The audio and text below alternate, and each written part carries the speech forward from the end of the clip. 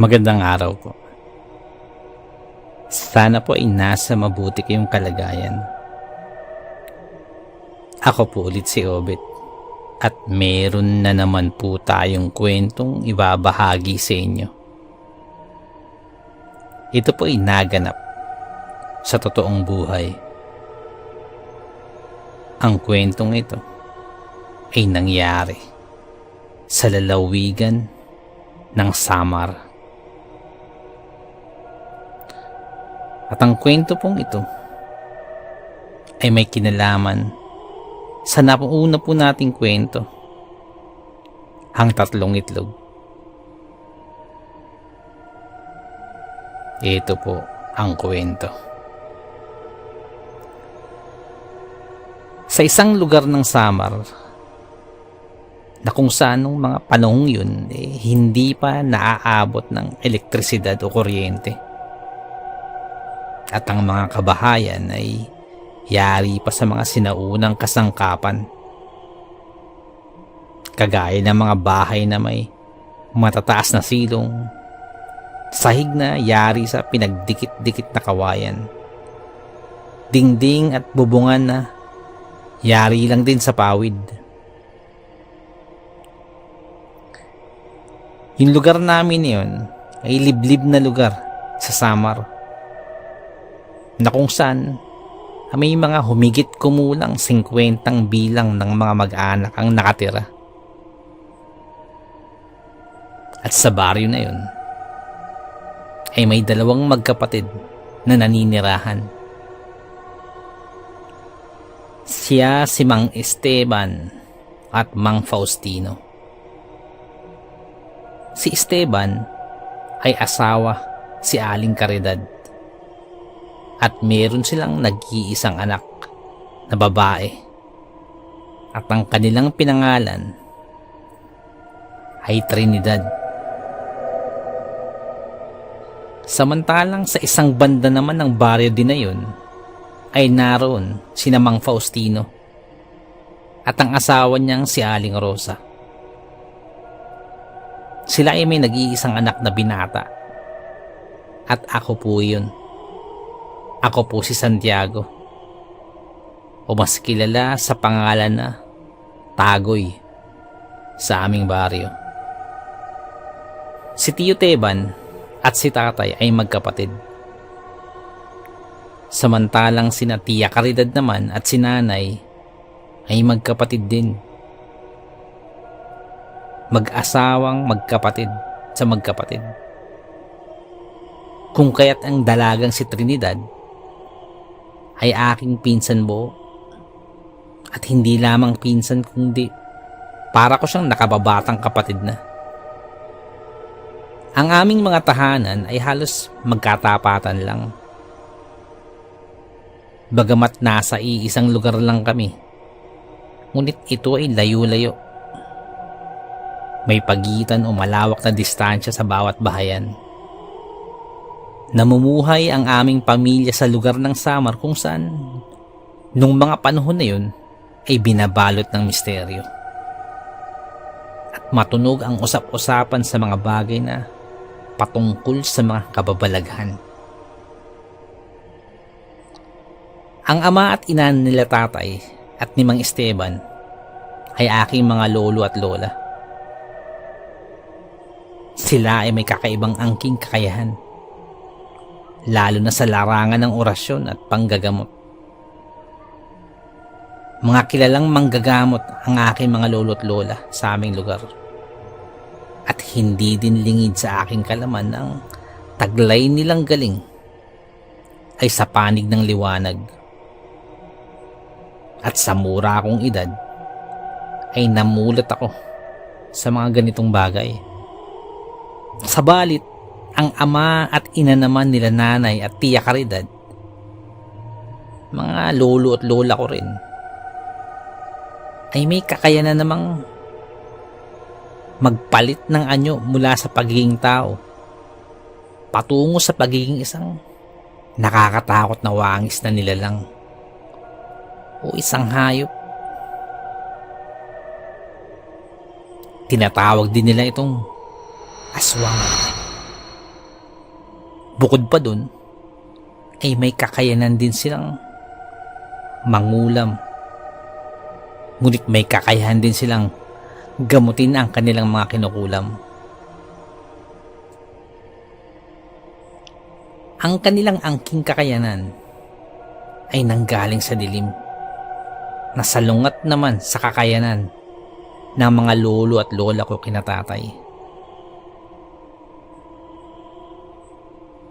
At nabatid ko rin na ang kakayanan ng aking mga lolo at lola ay naipamana nila sa kanilang mga anak, kinatatay, kinananay, sa mga tiyo at tiya ko. Sa aking pagkakaalam bago bawian ng buhay ang aking mga lolo at lola, ay nagkaroon ng salinlahi. Bagamat magkaiba ng pinanggalingan ng mga kapangyarihan o kakayahan, ay naging maayos ang samahan ng bawat panig. Katunayan nga rito nagsama ang magkapatid sa magkapatid. Isang simbolo ng maayos na samahan ng aming mga magulang, na siya ding naging magandang epekto sa amin ng kanilang mga anak. Naging maganda ang samahan namin ni Trining. Para kaming magkapatid kung magturingan. Kumbaga magpinsan kaming solido. At ganun din ang turing ni Trining sa akin. Parang kapatid ang tingin nito sa akin. At halos magkasing idaran lang kami. Kaya wala na kaming tawagan ng Manoy at Manay o ate at kuya. Sa aming baryo sa Samar, noong mga panahon na yun, ay kilalang kilala ang mga magulang nila nanay at tatay. Sila ang nilalapitan ng mga kalugar namin, lalo na upang magpagamot para sa mga sinasapian ng mga demonyo o kaya kinukulam o kaya inaaswang, at kung ano-ano pang mga sakit na hindi maipaliwanag ng mga doktor. Kaagad namang nalulunasan yun kung kaya't naging lubusan ang pagiging tanyag ng aking mga lolo at lola. Sa magkabilang panig yun, sa larangan ng panggagamot, tanyag na tanyag sila. At hindi lang sa aming baryo sila tanyag, maging sa mga karatig lugar namin. Subalit sa paglipas ng panahon, ay tila nag-iba ang tinahak na direksyon ng aking mga tiyo at tiya. Unti-unti silang nagkaroon ng interes sa mga material na bagay. Naghangad silang umangat ng pamumuhay. Gusto na lang maging marangya. Nagpapaganda ng kabahayan at nagpupundar ng mga ari-arian. Bagamat natutuwa ako para sa kanila, lalo na para sa aking pinsan, ngunit ang ipinagtataka ko ay parehas lang naman ang halos pamumuhay ng aking mga magulang at kinatiya. Kaya minsan ay naitatanong ko yun sa aking mga magulang kung paano nila nagagawa yun. Wag mo na lamang intindihin ng mga tiyuhin mo, Tagoy. Ang mahalaga ay marangal ang ating pamumuhay. Maaring payak at simple lang ang pang-araw-araw nating buhay. Ngunit nananatili naman tayong tuwid sa ating paniniwala. At ipinangako ko yan sa iyong mga lolo at lola. Sagot sa akin ni tatay. Nauunawaan ko po, itay. Ang naging tugon ko na lamang kay tatay. Hanggang sa isang araw, may taga-ibang lugar ang sumadya talaga sa bahay namin para magpagamot. Ang taong ito ay lalaki. Pasyente ito at kababakasan mo ng kapobrehan. o nabibilang sa uri ng mga taong hikahos sa pamumuhay.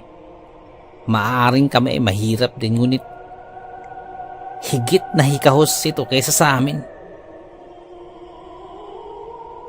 Ang lalaking ito ay nananamlay at nangangayayat. Halatang hindi maganda ang kanyang kalusugan. Kaya malugod siyang tinanggap ni tatay. Ano po bang maipaglilingkod namin sa inyo? Tanong agad ni tatay sa pasyente. Nasa loob na ng aming bahay na may mataas na silong. Kaagad namang sumagot ang may kaidarang babae na kasama ng pasyente. Asawa ko po siya. Hindi na po siya nakakapagsalita. Parang meron kung ano po ang bumara sa kanyang lalamunan, kung kaya't tanging pag-ungol na lamang po ang kanyang nagagawa. Sagot ng babae. Ganun po ba? Sagot naman ni tatay. Bahagyang inilapit ni tatay ang kanyang mga palad sa kanyang bibig at pumikit ito. Matapos ay sinundan ng pagbuka ng kanyang mga bibig na tanging siya lamang ang nakakaalam ng mga inuusal niya. Matapos yun ay ibahagya niyang idinampi ni tatay ang palad na kanyang inusalan sa parting liig ng pasyente. Pagkalapat ng kamay ni tatay, sinundan niya kaagad ito ng tanong.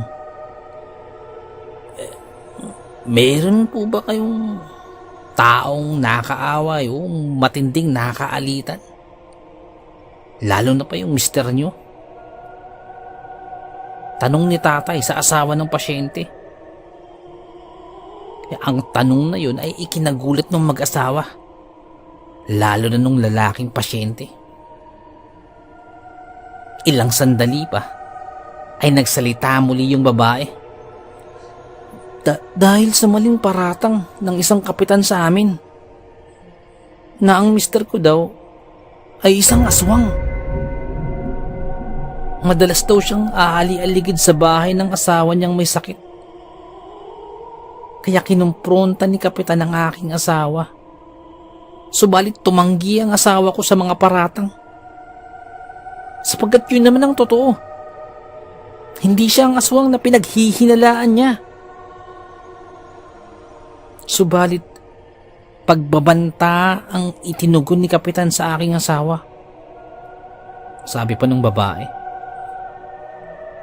Matapos yun ay nagsagawa ng pagtatawa si tatay sa pasyente.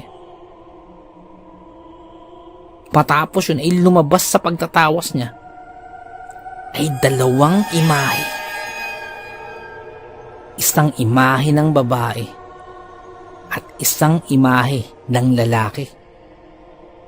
Yung isa ay maputi. Yung isa naman ay maitim. Ngunit ang maputing imahe ay unti-unting nagkakaroon ng dumi. Umantya sa imahe nito. Matapos nilang makita ang mga imahe na yun, ay may mga kinuhang iba't ibang uri ng mga kakaibang dahon at ugat si tatay sa aming bakuran. Ang mga dahon at ugat na itinatanim niya sa aming paligid ay kadalasang sa pusod lamang ng masaganang gubat makikita. Itinanim niya talaga yun ni tatay para panggamot niya. Matapos makuha ang mga kanyang kinakailangang dahon at ugat, ay pinagsama-sama niya ito at dinikdik. Matapos ay ibinalot sa napakalinis na telang puti at unti-unting piniga ng mahigpit hanggang sa tuluyang pumatak sa malinis na basong silag ang katas nito. Matapos yun, ay taimtim itong inusalan ni tatay. Mga katagang siya lamang ang nakakaalam. Hinipan ng katas at saka ipinainom sa kanyang pasyente. Kaagad namang inabot ito ng pasyente at dali-dali ang ininom. Sa unang lagok ng gamot na yun, ay maayos naman nitong nainom yung herbal na gamot. Ngunit nung panghuling lagok na, ay kakikitaan na ito ng pagkairita. Para itong umiinom ng sabaw na maraming pigang katas ng sili. Pagkakita nun sa reaksyon ng lalaki, kaagad nagsalita si tatay. Ang sakit mo ay hindi pangkaraniwang sakit. At kumpirmado, kinukulam ka. 2 nilalang ang sumasalbahe sa iyo. Kung sino sila ay hindi pa natin matukoy. Mayroon silang kakayanang itago ang kanilang pagkakakilanlan at iyon ang aking aalamin. Sabi pa ni tatay. Pero huwag kang mag-aalala. Huwag din kayo mababahala. Magiging maayos na yung pakiramdam mo. Unti-unti na yung babalik sa normal. At hindi ka na babalikan ng kumulam sa'yo. Sagrado ang katas na ininom mo dahil sa mga orasyong nakakapit na sa katawan mo. Paglalahad pa ni tatay.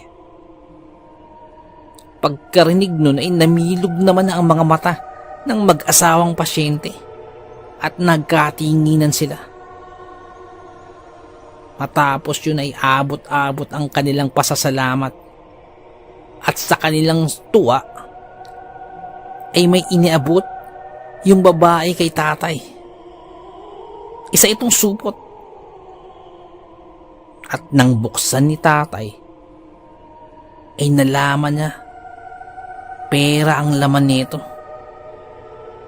Kaya mabilis itong ibinalik ni tatay sa mag-asawa. Sabay wika, maraming salamat suwalit hindi ko ito matatanggap. Hindi naman ako nagpapabayad ng kahit ano. Sapat na sa aming mapagaling ang mga taong lumalapit sa amin. Salamat na lang sa halagang yan. Ngunit higit niyong kailangan yan. Sagot pa ni tatay. Nang marinig ito ng mag-asawa, lalo pang nagpasalamat ang dalawa. Nagkandabulol-bulol pa ang wika ng lalaking pasyente. Subalit bakas na bakas sa kanilang muka ang kagalakan. Nang makaalis na ang pasyente at ang asawa nito, ay naiwan na kami sa aming sala. Si tatay ay nananatiling nakatitig pa rin sa 2 hulma ng nilalang na yun na lumabas sa ginawa niyang pagtawas kanina. Habang tinitingnan ay napapakunot ang noo niya at tila nahihiwagaan sa kanyang nakikita. Parang bigla siyang napasalita na kakaiba yun. Nang mula sa pintuan ay may nagsalita. Tama ka. Kakaiba nga yan. At tanging ako lang ang siyang may alam sa mga nilalang na yan. Biglang nagsalita si nanay habang papalapit sa amin. Ang 2 nilalang na yan ay walang iba kundi sina Teban at Caridad. Nagpapaupa sila para mangkulam. Paglalahad pa ni nanay na parang walang pakundangan. Dinig na dinig ko yun. Dahil sila ay aking mga tiyuhin at tiyahin. Mga kapatid ng aking mga magulang. Muli nagsalita ulit si nanay. Nagpasilaw ang mag-asawang Teban at Caridad sa pera. Natuto silang mangkulam sa iba't ibang lugar at nagpapabayad sila. Kabayaran sa kanilang pangkukulam. Nagbibigay ng sakit at sila din ang nanggagamot. Naging bayaran sila sa mga taong may kaalitan. At ang kapalit nun, sila din ang gumagamot. Paglalahad pa ni nanay, tuluyan na rin niyakap ni Caridad ang dugong aswang. Dugo ng aming mga magulang sa layuning magkaroon pa ng mas mahabang buhay. Subalit taliwas ito sa utos ng aming mga magulang na hanggat maaari, piliting wag kumain ng sariwang laman dahil yun ang magiging daan para tuluyan na siyang manabik na kumain ng karne ng hayop hanggang sa umabot na sa pagkain ng sariwang laman ng tao. Paglalahad pa ni nanay. Taliwas naman yun, ginagawa ni Tia Caridad sa ginagawa ni nanay. Bagamat magkapatid, si nanay wala nang ibang hinangad kundi ang maging normal ang takbo ng aming buhay. Ang makatulong sa kapwa, katuwang ang aking ama sa panggagamot. Lahat di umano ng mga kabalbalang ginagawa ng mga magulang ni Trining ay matagal nang inililihim sa amin sa dahilang sila nanay at tatay mismo ang unang pipigil sa kanila.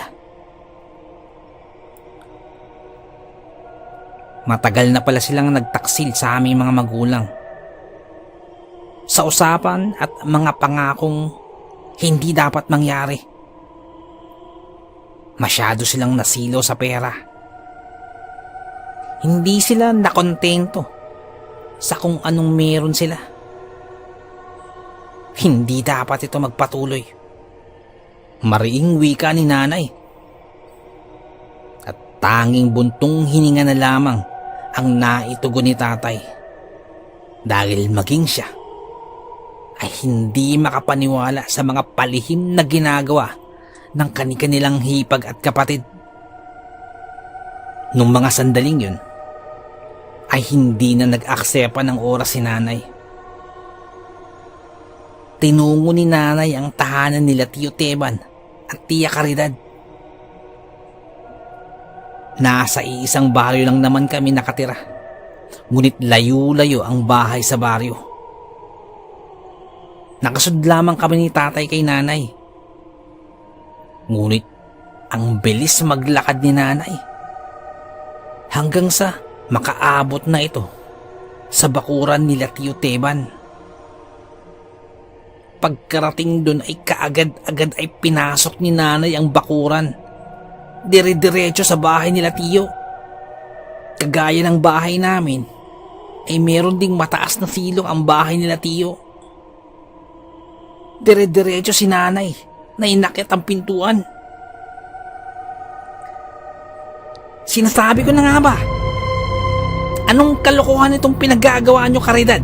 Esteban, ikapapahamak nyo ang mga ito. Pagsigaw ni nanay. Nagkatinginan na mag-asawa. Ngunit sumagot si Tio Teban habang nakatambad pa ang ibang mga kandilang itim na nakatirik sa kanilang altar. Manang, nais namin kumita ng malaki. Hindi sapat ang pagkawang gawa. Nais din naming umangat sa buhay at mabigyan ng magandang kinabukasan ng aming pamilya, lalo na si Trining.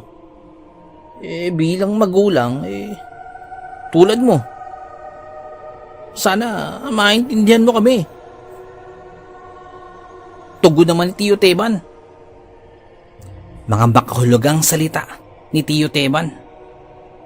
na agad namang sinagot ni tatay na nakatatandang kapatid ni Tio Teban. Sa ginagawa nyo, hindi lang kayo mapapahamak. Lalo nyong inilulugmok sa hirap ang inyong buhay. Lalo na si Trining. Makontento tayo sa kung anong meron tayo. Hindi masamang mangarap na yumaman, ngunit hindi sa ganitong paraan. Hindi ganito sa ginagawa nyo. Wika ni tatay. At sinundan pa yun ni nanay. Ayaw naming dumating ang araw na tayo ang maglalaban-laban. Aral sa liwanag at aral na galing sa dilim ang magtatagpo. Ayoko mangyari yun, sabi naman ni nanay. Ngunit sinagot naman ito ni Tia Caridad. Kung anong mangyayari, yun naman talaga ang dapat mangyari. Mabilis na sagot ni Tia Caridad kay nanay. Ang sagot niyang yun ay kababakasan ito ng pagkairita at pagkapikon sa mga salitang ibinabato sa kanila ng kanilang mga kapatid. Yun talaga, Manang, ang dapat ay nangyari noon pa sa ating mga ninuno o magulang. Simula sa araw na to, wala na tayong pakialaman. Manggamot kayo, manggagamot kami. Sa huli, kayo din ay mamamatay sa gutom, sabi ni Tia Caridad. Nasa sa inyo na ang huling pasya. Wala nang sisihan pa, sagot naman ni nanay. Sabay talikod kasama si tatay. Lingid sa kaalaman ng magkakapatid, lahat ng mga tagpong yun ay nasasaksihan ni Trining. At sa tingin ko kay Trining ay galit ang nangingibabaw sa kanyang puso. Galit sa pamilya namin. Mas nanaig sa kanya ang pagmamahal sa mga magulang. Baliwala sa kanya kung nasa tama ba o mali ang ginagawa ng mga magulang niya. Bagay na baliktad naman sa pag-uugali ko. Dahil para sa akin, hindi pwedeng maging tama ang mali. Hindi pwedeng magpatuloy ang maling gawa o masamang hangarin. Kahit pa magulang niya, matitiis niya kung ang ginagawang nito ay mali na. Sa madaling salita, mas nangibabaw sa dugo ko ang dugo ng aking ama bilang isang tanyag na manggagamot. At madaming oras yung alam pamprotekta sa masama at ang dugong dumadaloy kay Trining ay sa kabila. Nagpatuloy ang mga araw at nagpatuloy ang mga ginagawang kabalbalan na mag-asawang si Tio Teban at Tia Caridad. Samantalang ang pakikitungo namin ni Trining sa isa't isa ay unti-unti na ding nanlamig. Tila ay iniiwasan na ako ni Trining. Subalit ang lahat ng pag-iwas na yun ni Trining ay batid ko. Nang minsang makasalubong ko si Trining sa daang tinatahak nito, ay nagbalak pa itong umuiwas. Kulit wala rin itong magawa kung di masukol sa akin. Hindi na ito makaiwas. Saka ako nagwika. Huwag mong hayaang lamunin ka din ng galit at pagiging sakim sa mga bagay sa mundong ito, Trining. Iisa lang ang dugong dumadaloy sa atin. Piliin mo ang tama. Huwag ang baluktot na mga pinaggagawa ng iyong mga magulang. May sarili kang pag-iisip, sabi ko. Mga makatotohanang mga salitang lumabas sa aking bibig. Matalim naman ang pagkakatitig ni Trining sa akin. Ilang sandali pa ay tumugon ng marahan. Subalit, alam kong mayroon siyang ngit-ngit. Huwag mo nang dagdagan pa, Tagoy, ang mga kasalanan ng mga magulang mo sa magulang ko. Pagkadinig ko nun, ay wala na akong magawa. Kitang-kita ko ang galit kay Trining. Nagbabaga ang mga tingin nito sa akin sa labis na galit habang nakakuyom ang mga kamay. Kaya nagwika na lamang ako. Sana, Trining, sana hindi pa mauli ang lahat. Sabay talikod ko kay Trining at umalis na ako. Nang ako'y makabalik na sa amin, ay nakita ko yung humihingal at pasinghap-singhap na lalaki na tumatakbo papunta sa bahay namin. Namumukaan ko siya. Siya si Mang Fredo, isa sa mga taga-baryo namin. Pagkadating sa bahay ay humihiyaw ito sa galit at sa takot na rin dahil umano sa kanyang naranasan at nasaksihan.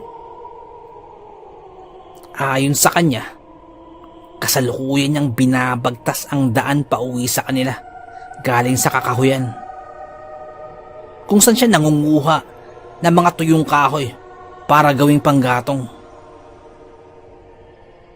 Nang may napansin daw siyang malaking bulas ng anino. Palibhasay, nag-aagaw na ang dilim at liwanag, kaya mas lalo siyang nagmadaling lumakad.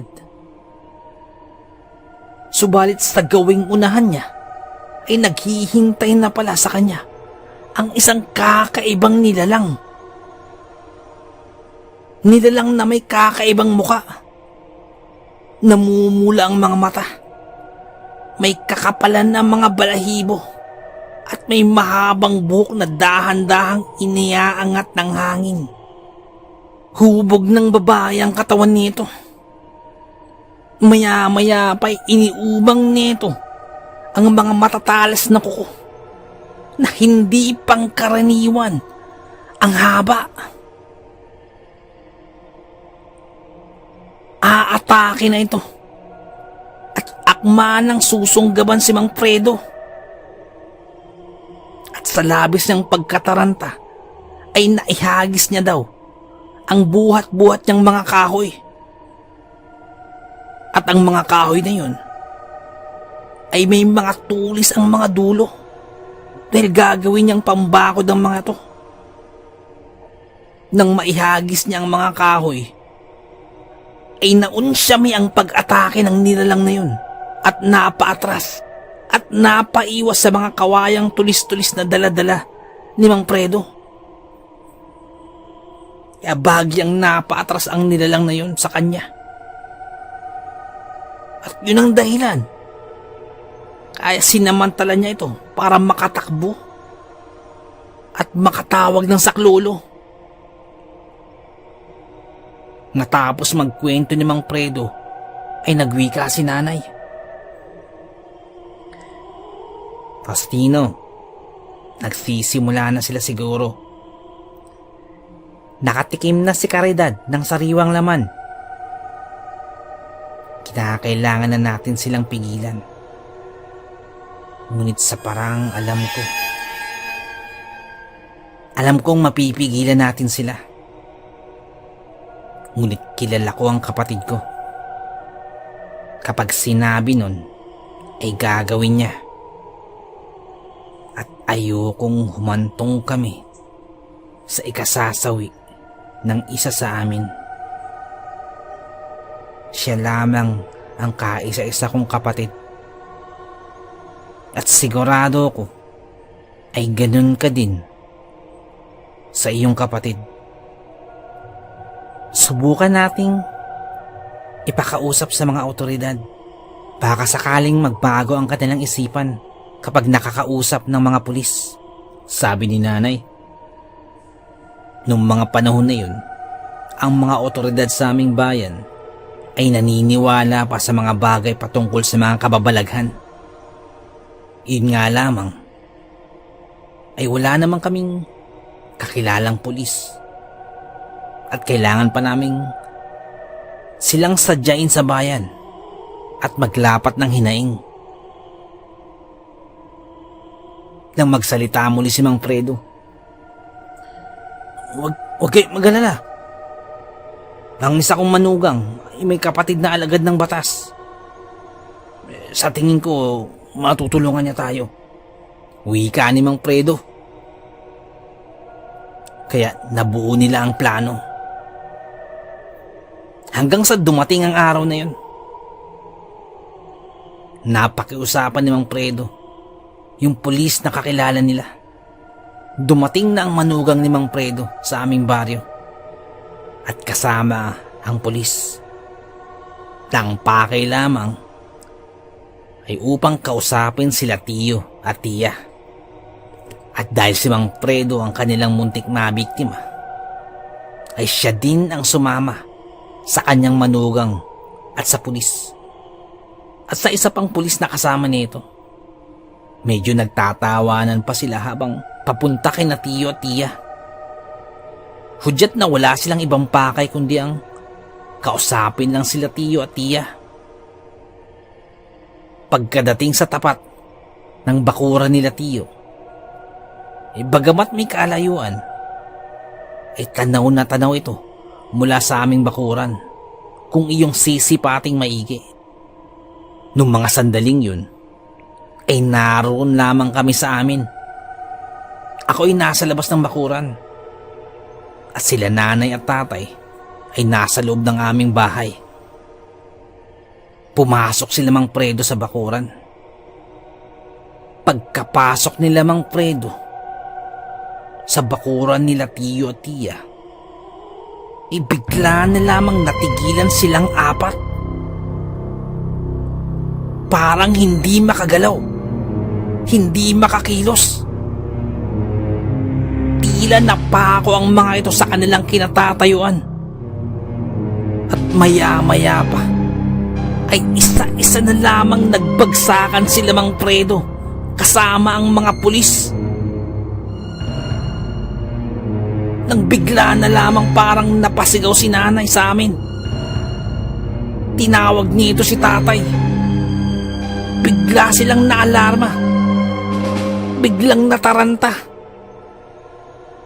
Hindi ko alam kung anong nangyayari. Nang muli kong ibinaling ang aking tingin dun sa bakuran nila tiyo, maya-maya pa ay may lumabas sa bahay nila tiyo. Mukhang matandang babae. Naggulo-gulo at tayo-tayo ang may kahabaang buhok na kulay abuhin. At tila nababalutan ang katawan nito ng matingkad na kulay itim. Tila'y pinagmamasdan nito sila Mang Fredo at ang mga pulis habang nakahandusay sa lupa. Kaalinsabay naman nun ay mabilis na tumalilis ng bahay sina nanay at tatay at kaagad tinahak ang bahay nila Tiyo Teban. Gulat na gulat ako sa mga pangyayari, kaya napatakbo na din ako. Kitang-kita ko ang pagmamadali nila nanay na tila may gustong maiwasan.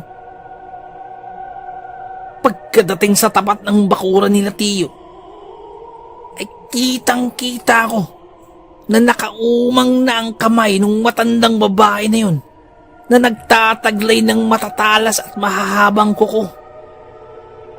Akmang bubutasin ang dibdib ng mga walang kalaban-laban ng pulis.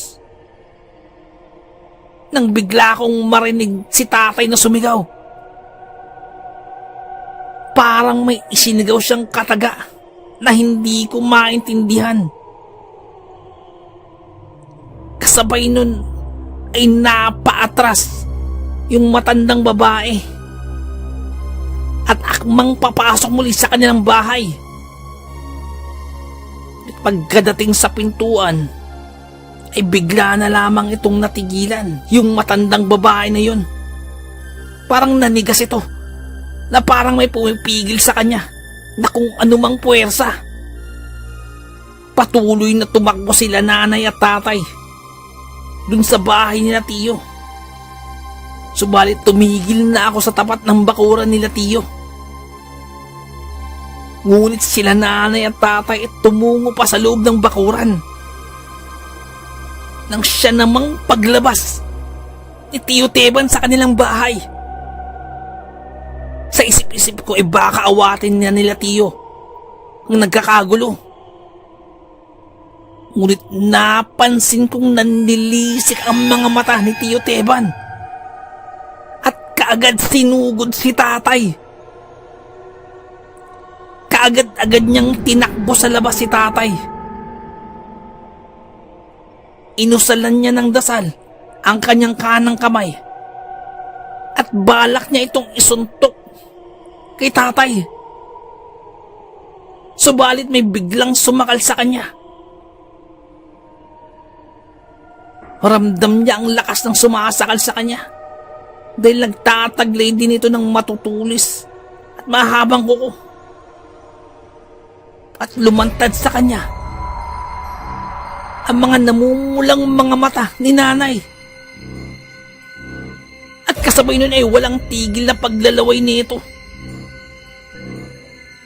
Samantalang ang mga pulis at si Tia ay nananatiling nakapako sa kanilang pwesto kanina. Hindi makakilos. Habang nilalapitan ni Tatay si Tia Caridad, ay nanlilisik naman ang mga mata ni Tia. Punong-puno din ng galit. May gustong makawala mula sa pagkakapako niya. Kaagad namang may inihip si tatay sa kanyang kamay. Inusalan niya to ng orasyon. Kasabay nun ay idinikit niya yun sa noo ng nakapakong si Tia. Pagkadikit ng kamay nun sa noo ni Tia, ay napabagsak na lang si Tia sa lupa at namimilipit sa matinding sakit. Samantalang maririnig naman sa labas ng bahay ang palitan ng pag-atake ni Tiyo Teban at ni nanay. Ngunit sa aking nakikita ay tila nadidihado na sa laban si nanay ni Tiyo Teban. Parang mas makapangyarihan na si Tiyo Teban laban kay nanay. Nang mapansin yun ni tatay, ibinaling nito ang tingin nung kila nanay. At nang napatalikod na si tatay, ay biglang nahawakan ni Tia ang mga paa ni tatay.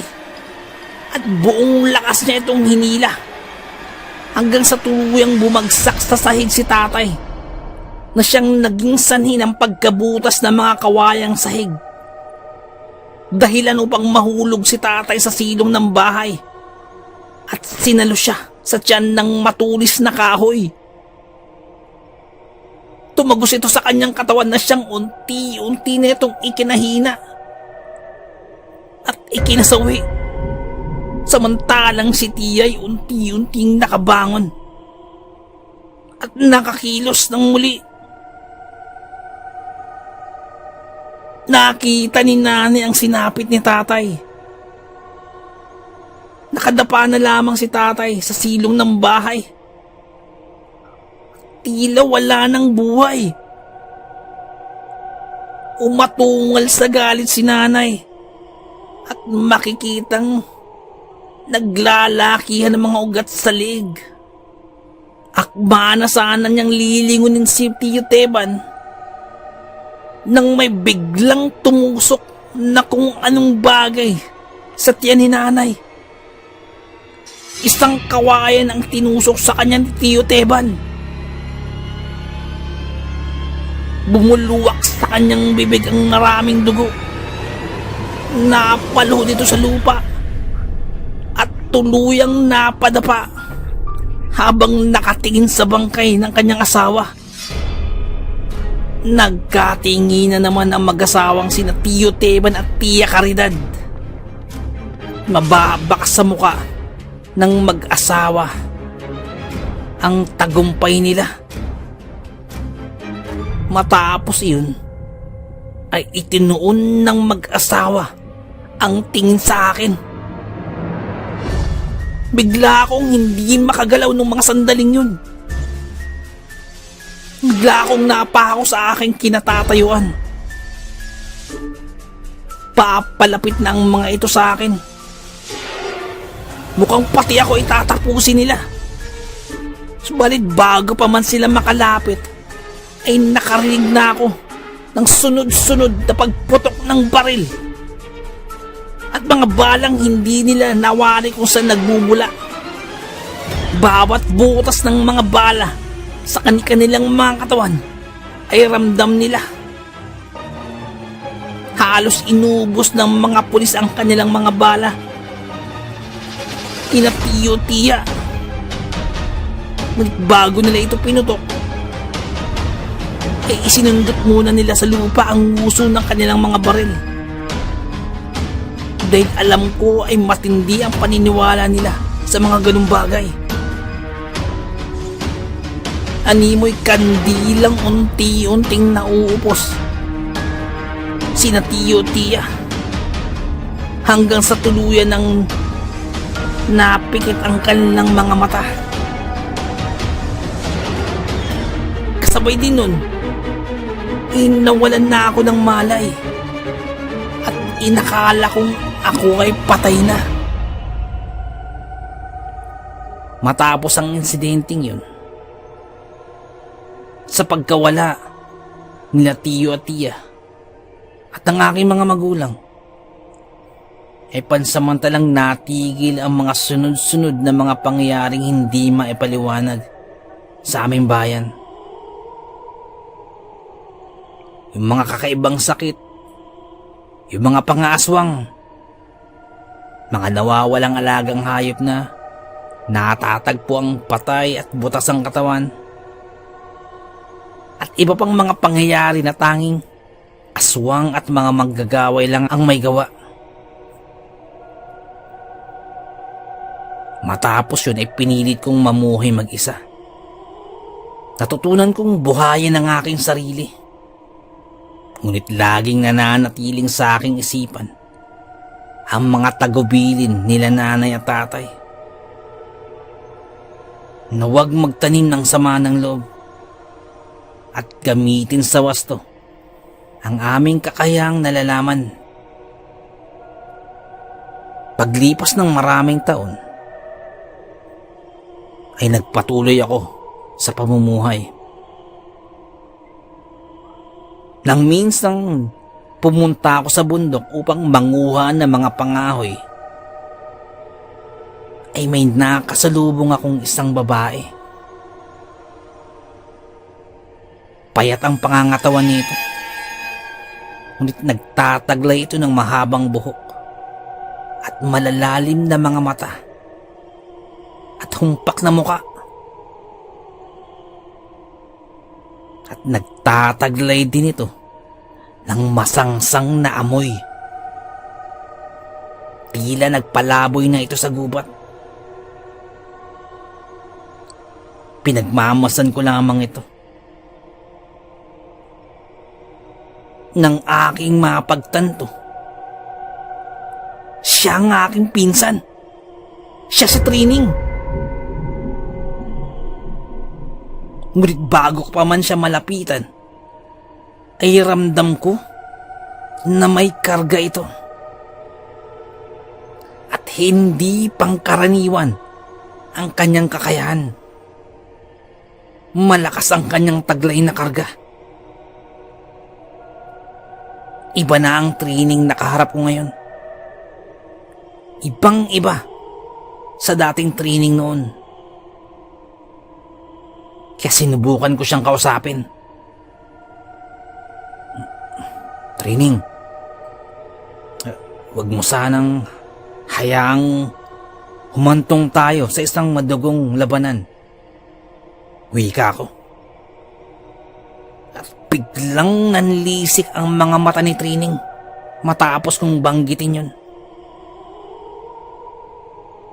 Kasunod dun ay nakaramdam na ako ng unti-unting paghirap sa aking paghinga. Naninikip ang aking dibdib. Hanggang sa natagpuan ko na lamang ang aking sarili na naghahabol ng hininga. Hanggang sa tuluyan na akong mapaluhod. Kaagad-agad ay dumampot ako ng talbos ng dahon na nasa paligid ko. At inusulan ko yun. At nginuya hanggang sa bumalik sa dati ang aking pakiramdam. Nang muli kong ibaling ang tingin ko kay Trining, ay napansin kong parang may humihiwa sa aking balat.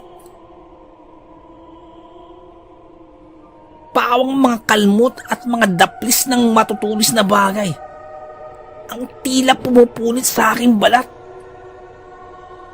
Nang sandaling yun, ay lalo pang nag-iba ang kaunyoan ni Trining. Humaba pang lalo ang buhok nito at tila mas naging nakakatakot ang itsura. Kasabay din nun ay ang paghaba ng mga kuko nito. Nagpalit anyo na si Trining. Bilang proteksyon sa sarili ay inilapat ko ang aking palad sa lupa. Dumakot ako ng lupa at inalapit ko yun sa aking bibig. Sabay inusalan at hinipan. Matapos kong gawin yun ay biglang nagiba ang tindig ni Trining. Tila ay nakaramdam ito ng pangamba. Marahil ay nakaramdam ito ng kapangyarihang hindi niya inaasahan. Ang mga sumunod nun ay nagpagimbal sa kanya. Dahil sa puntong iyon ay napapaligiran ako ng makapal na usok. Binabalutan ako nito ang buo kong katawan na parang proteksyon mula sa kanyang pag-atake. At sa puntong din yun ay panay usok na lamang ang nakikita ni Trining. At hindi niya namamalaya na kinakapitan siya ng mga baging na unti-unting gumagapang kay Trining. Habang ako'y binabalutan ng usok, kinakapitan siya ng baging na kahit anong pagwawala niya ay hindi siya makawala. Kumapit ang mga baging na ito sa kanyang mga kamay, sa kanyang mga paa, sa kanyang katawan, at maging sa kanyang leeg. At wala na tong magawa.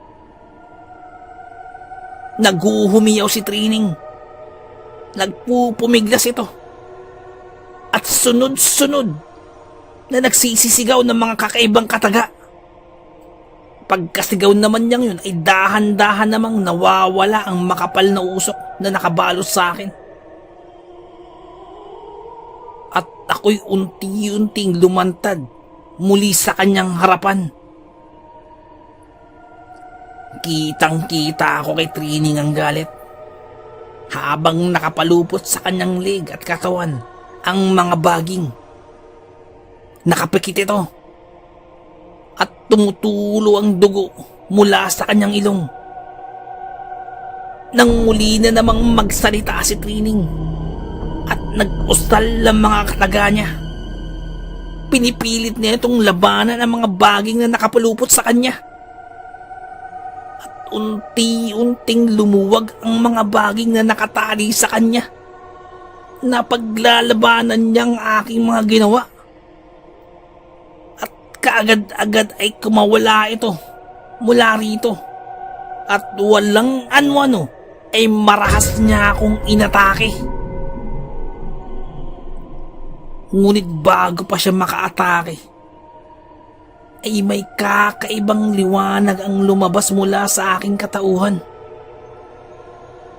At sa tindi ng liwanag na lumabas, ay tila pinupunit nito ang balat ni Trining.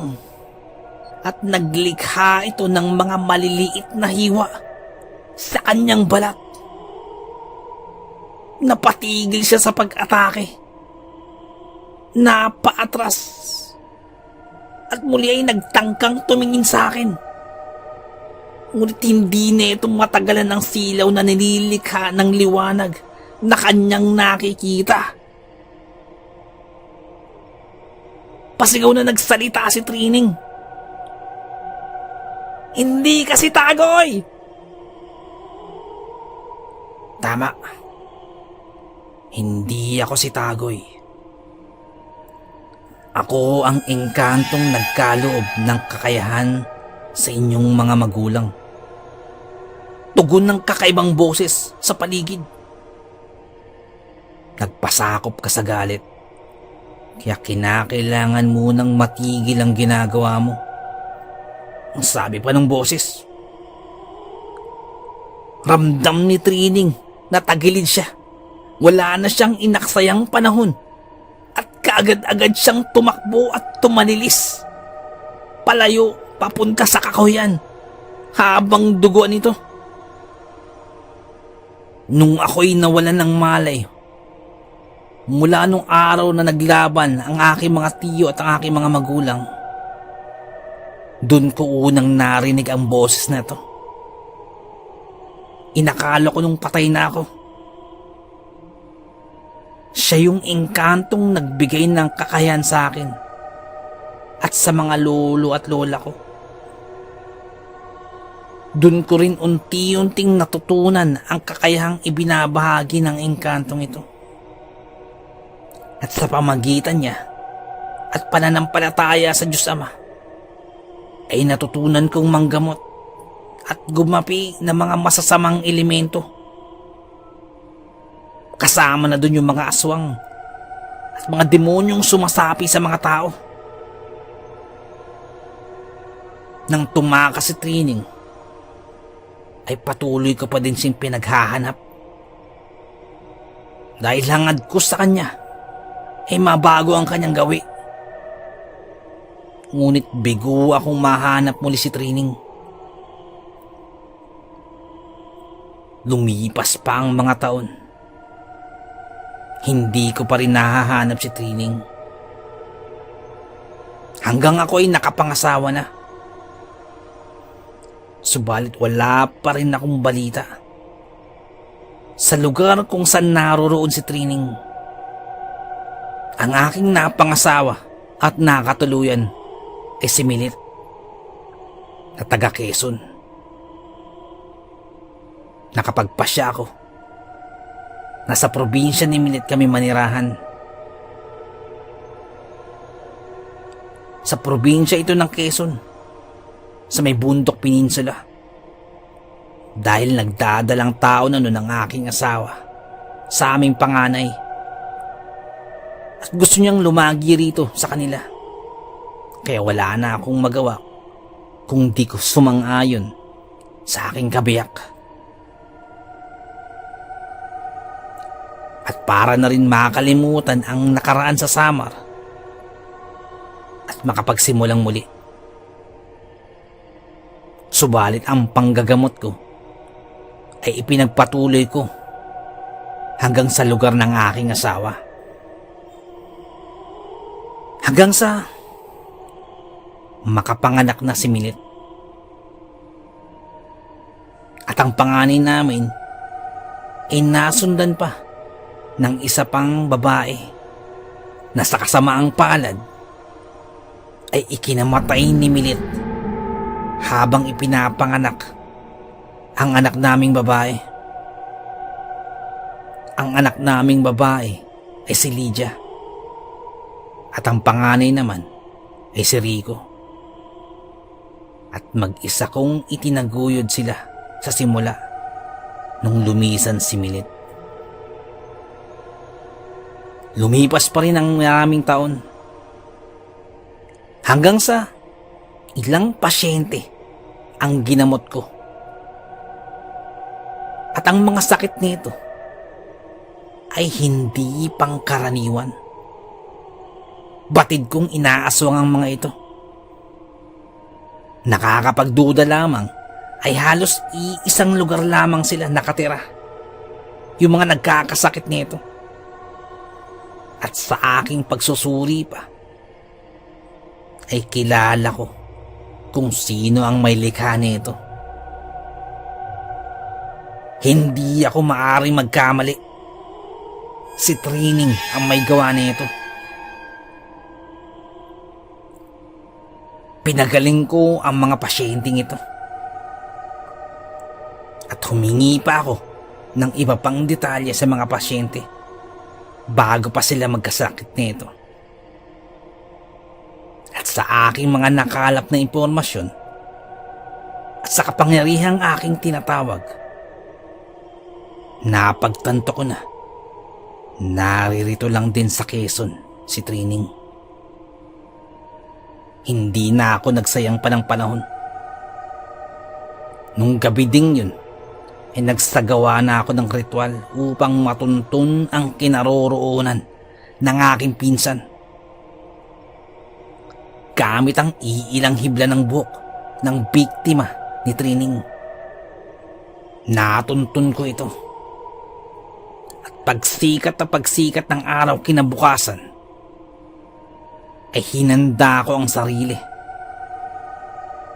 para sa magaganap na laban kung sakali mang muling manlaban si Trining. Kinahapunan nun ay pinuntahan ko ang pusod ng bundok kung saan ando doon si Trining. Habang naglalakad at malayo pa, ay nararamdaman ko na ang bahagyang ihip ng hangin. Ang mga naaalertong mga hayop sa paligid. Ramdam kong may nag-aabang dito sa akin. At pagtapa ko sa eksaktong lokasyon kung saan ramdam ko ang presensya, kung nasa saan andun si Trining, ay may narinig akong boses. Boses na halos kaidaran ko lang. Boses ito ng babae. Maya-maya pa ay lumabas ang isang babae mula sa kakuyan. Isang babae na unti-unting nagpapalit ng wangis. Nagtataasan ng mga buhok nito. Kaalinsabay nun ay ang paglakas na din ng hangin sa paligid. Senyalis ng kapangyarihan ng isang mangkukulam na aswang. Nagngangalit ang mga ngipin nito. Ang mga pangil nito ay matutulis, nakagaya ng sa mababangis na hayop. At mga nakasiksik pa na mga laman sa pagitan ng mga ngipin nito. Umaalingasaw ang mga to na dumagdag pa sa pag-alingasaw ng amoy sa paligid. Ang amoy na parang karning nabubulok ang dating. Dati nung maliliit pa kami, ay malinis sa katawan tong si Trining. Ngayon ay naglilimahid na sa dumi. Na parang ilang taong hindi naligo. Nagtataglay na ito ng mahahabang kuko. Ilang sandali pa ay nagsalita na ako. Naparito ko. Hindi para maglaban tayo, Trining. Sa huling pagkakataon, magbago ka na. Alam mo na hindi pa huli ang lahat. Minsan na tayo naglaban, pero umatras ka, sabi ko. Oh, Matras ako. Dahil duwag ka. Nagpakampi ka sa engkantong puti. Dahil alam mong hindi mo ako kaya. Hindi mo ako kaya, Tagoy. Sagot naman ni Trining. Mali ka, Trining. Dahil ang engkanto na tinutukoy mo ang nagbigay ng kakayahan sa mga ninuno natin ay nasa katauhan ko na. Pero kung talagang hindi ka na mapipigil, sana mapatawad mo ako. Sagot ko. Matapos yun ay kaagad-agad akong nag-usal ng mga salitang magsisilbing proteksyon para sa akin. Mga poder na mula sa liwanag ng Diyos. Ngunit kaagad na akong inatake ni Trining. Susunggapan na ako nito. Nang bigla ako siyang nahawakan sa magkabilang kamay sa may parting pulso. Pagkahawak ko nun ay natigilan siya. At halos hindi siya nakakilos ng ilang sandali. Matapos yun ay nagpupumiglas si Trining. Doon ay nagsimula ng magseryoso ang aking muka. Habang unti-unti namang napapasigaw si Trining na parang nasisilaw ito. Dahan-dahang nagliliwanag ang aking katawan. Kasabay naman nun ay parang napapaso si Trining habang hawak-hawak ko siya. Nagsalita muli ako na parang may bumubulong sa akin. Kayamanan, karangyaan, magandang buhay. Ang mga bagay na yan ay pilit na iwinawaksi ng ating mga ninuno. Dahil ang pinili nila ay ang mamuhay na may takot sa Diyos. Pinili nila ang tumulong sa kapwa. Sila lolo at lola, mga magulang ng ating mga ina, bagamat may mga dugong mangkukulam, ay iwinaksi nila yun sa kagustuhang makatulong sa kapwa at makapaglingkod sa Diyos na lumikha. Nakipagkasundo sila kina lolo at lola na mga manggagamot, kaya kahit magkaiba ang kanilang kakayahan, pinili nila lolo at lola ang gawi ng tama. Mga pangungumbinsing wika na nagmula sa bumubulong sa akin. At sinabi ko yun kay Trining na sa kasalukuyan ay naluluha habang nagpupumiglas. Hanggang sa magbalik na sa normal ang wangis ni Trining at humahagulgol na ito sa pag-iyak. Maya-maya pa'y nagwika ito. Patawad, Tagoy, dahil sa pagmamahal ko sa mga magulang ko. Kahit alam kong mali, pinilit ko magpakasama para lang may sakatuparan ng gusto nila. Patawad.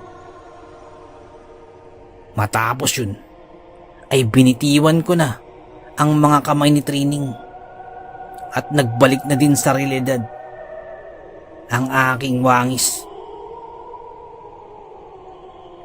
Trining, hindi pa uli ang lahat. Kagaya ng kinaugaligan natin at ang ating mga magulang, magtulungan tayo, sabi ko. Hindi na, Tagoy. Dito na lang ako sa gubat hanggang dumating ang araw ng kamatayan ko. Pipilitin kong magbago pero hindi ko may papangakong hindi kumain ng hilaw. Nakasanayan ko na sa tagal ng panahon yun ng aking kinakain. Sabi naman ni Trining, kung yan ang iyong pasya, pero sana Trining, pag-aralan mo ring mabuhay ng normal. Kagaya ng dati. Ang dating Trining na kilala ko. Pwede kang kumain ng karne. Huwag lang ng tao. At kung magbago ang iyong pasya, ay pwede kang pumasyal sa akin kahit anumang oras. Sabi ko, maaring itigil ko ang pananalasa ng kasamaan, Tagoy. Ititigil ko pero pakiusap itigil mo din ang panggagamot para maging patas ang bawat isa sa atin. Sagot naman ni Trining. Nalatang hindi pa din sigurado sa ganap na pagbabago. Ngunit dahil gusto ko na din na matapos ng sigalot sa pagitan namin magpinsan, ay nagpaubaya na ako. Para lamang hindi na perwisyoin pa ni Trining ang aming lugar. Simula nun, ay pinilit kong mamuhay ng tahimik. Iniwasan ko ding manggamot upang panghawakan ang napag-usapan naming magpinsan. Lumipas pa ang maraming taon. Hanggang sa magkaroon na ng anak si Lydia na anak ko. At ang kanyang apo ay pinangalanang si Cosme. Ang apo ng tanyag na manggagamot na si Tagoy. Napakayuwaga ng ating mundong ginagalawan. Napakaraming bagay ang mahirap ipaliwanag, pero nagaganap. Hanggang dito na lamang po. Salamat po sa pakikinig. Magandang araw po.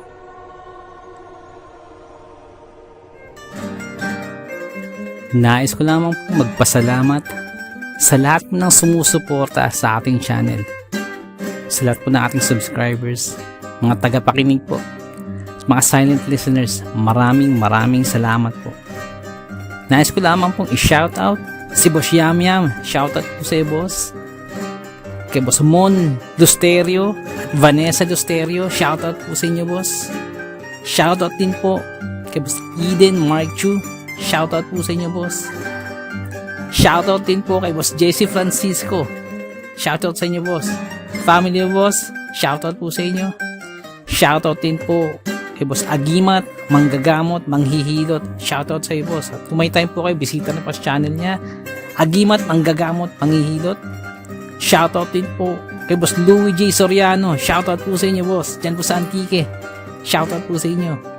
Shoutout din po kay Boss Story Hikes of Toski at kay Bayot ako pero Rakista. Shoutout po sa inyo, boss. Shoutout din po kay Boss Renz Basto. Shoutout sa inyo, boss. Shoutout din po kay Ma'am Julie Ruel, kay Ma'am Raquel Punsanang, kay Ma'am Melania Ruel. Shoutout po sa inyo, ma'am. Sa family niyo po. Shoutout po sa inyo. Shoutout din po kay Boss Norjan Laba. Shoutout sa iyo, boss. Shoutout din dyan sa Prado, Siobao, Lubao, Pampanga. Shoutout po sa inyo dyan. Shoutout din po kay Angelo Samuya, kay Regel Samuya, kay Tito Bal, kay Ante Divita. Shoutout po sa inyo dyan sa Cebu. Shoutout din po kay Boss Milan Cañete dyan po sa Davao. Shoutout po sa inyo. Shoutout din po kay Boss Tension Shaiya TV. Shoutout sa iyo, boss. Kung may time po kayo, bisitan mo kayo sa channel niya, Tension Shaiya TV.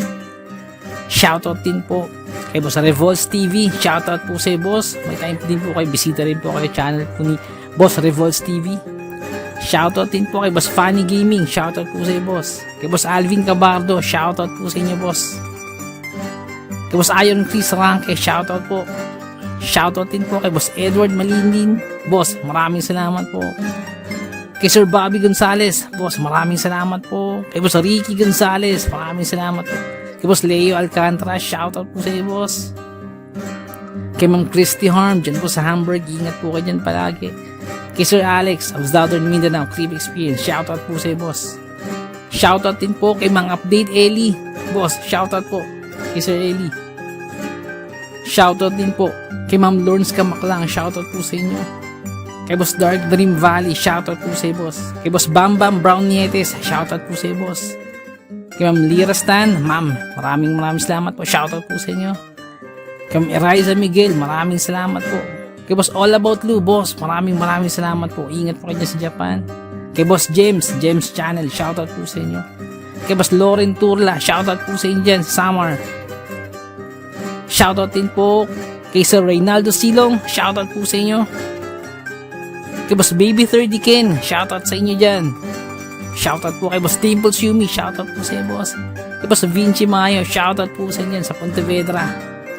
Shoutout din po kay Tata Estong, Nestor Bauyon, shoutout po sa inyo. Kay Ma'am Aubrey Delgado, shoutout po sa inyo. Shoutout din po sa family, sa husband nyo po. Kay Boss Adrian Ramos, shoutout po sa iyo, boss. Kay Boss Queenie, shoutout po sa iyo, boss. Kay Ma'am Eileen Vargas, shoutout po sa inyo. Kay Ma'am Joy Iglia, dyan po sa Japan, shoutout po sa inyo, sa family nyo po. Kay Boss Remy's Kapampangan Recipes, shoutout po sa inyo, Boss Remy. Kay Ma'am Liza Arcega, shoutout po sa inyo, ma'am. Kay Boss Edward Diaz, shoutout po. Kay Boss Kitchen Project, shoutout po sa inyo, boss. Kay Ma'am Maribel Salcedo, ma'am, salamat po. Ingat po kayo dyan palagi. Kay Boss Sai 1986 Vlog, shoutout po sa inyo. Kay Boss Catels, shoutout po. Kay Boss Bestmads, shoutout po sa inyo, boss. Kay Boss Anthony Sonny Molino, shoutout po sa inyo, boss. Shoutout din po kay Ma'am Mary Asilar, shoutout po sa inyo. Kay Ma'am Gina Terrazona, shoutout po sa inyo. Kay Ma'am Maria Lizelle Barro, shoutout po sa inyo, ma'am. Kay Boss Better Known, shoutout po sa inyo, boss. Kay Ma'am Belen Kahayag, shoutout po sa inyo. Kay Boss Jack Sparrow Vlogs, shoutout po sa inyo. King Kapirata, shoutout sa iyo, boss. Shoutout din po kay Ma'am Amelia Letunua, shoutout po sa inyo, ma'am. Kay Ma'am Ana Sato, shoutout po. Kay Boss John Ring Zacate, shoutout po sa inyo, boss. Kay Boss Dark Files PH, shoutout sa iyo, boss. Kay Boss Jamir Ferolino, shoutout po sa inyo, boss. Kay Boss Jimmy Pandong, shoutout po sa iyo. Kay Boss Kamandag Pigeon TV, shoutout po sa inyo, boss. Kay Boss Kilabot Channel, kay Ate Doris, shoutout po sa inyo, ma'am. Shoutout din po kay Boss Jan Naporo. At sa mga hindi ko po nabanggit, pasensya na po, bawi po ako next time. Kung naibigan po ninyo ang ating kwento, pakihit lang po ang like button, pati na din po subscribe. Pakiclick na rin po ang notification bell para updated po tayo sa ating mga kwento. Kung may nais po kayong sabihin, pakiiwan lang po sa ating comment section. Maraming salamat.